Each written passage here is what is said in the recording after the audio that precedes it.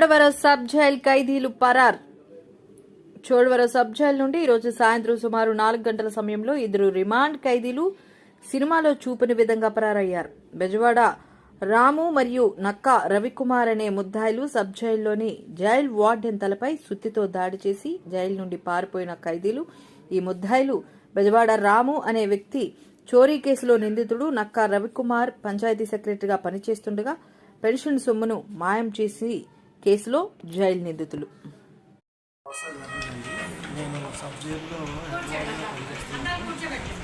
వంటకు చేయడానికి కిచెన్కి ఒక ముద్దాయిని తీసానండి.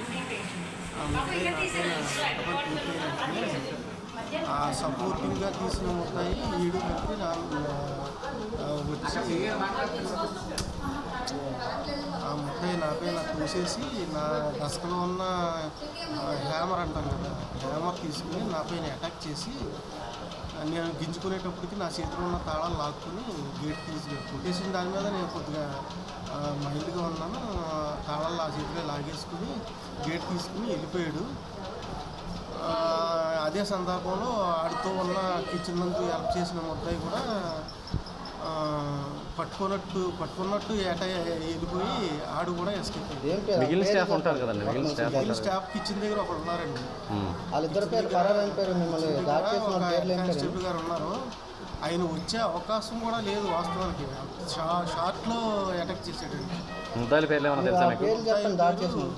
ఒకడు నక్కా రవికుమారు, ఇంకొకటేమో బెజవాడ రాము. అప్పుడు డ్యూటీలో ఎంతమంది ఉన్నారండి? డ్యూటీలో నలుగురు గార్డు, సూపర్ రెడ్డి గారు, నేను, ఒక వార్డర్ గారు ఉన్నామండి. వార్డర్ గారిని బయటకు పంపించాను బ్లీచింగ్ తీసుకురాలి. అంటే ఇప్పుడు అక్కడ హ్యామరును బ్లడ్ స్టెయిన్స్ ఎక్కడ ఉన్నాయంటే రూమ్లో ఉన్నాయి కదా, అక్కడికి రావాలంటే అక్కడ చేతిలో ఉన్న సుత్తిని తీసుకుంటూ గింజుకుంటూ నేను సూపరింటెండెంట్ గారు ఉన్నారు కదా అని సూపరింటెండెంట్ గారి దగ్గర రూమ్లకి నేను లాక్కుపోయి తల్లితే అప్పుడు వదిలేడు.